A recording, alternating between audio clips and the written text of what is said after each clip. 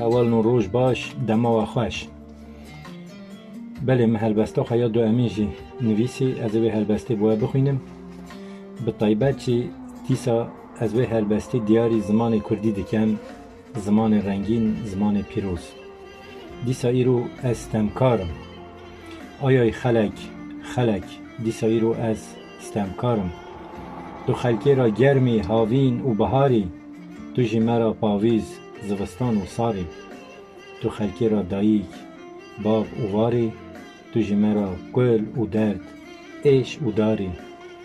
Ayay xelek, dîsa îro ez stemkar im.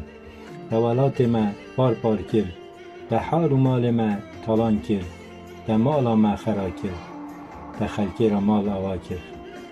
Ayay xelek, dîsa îro ez stemkar im. Te dest û pêr li me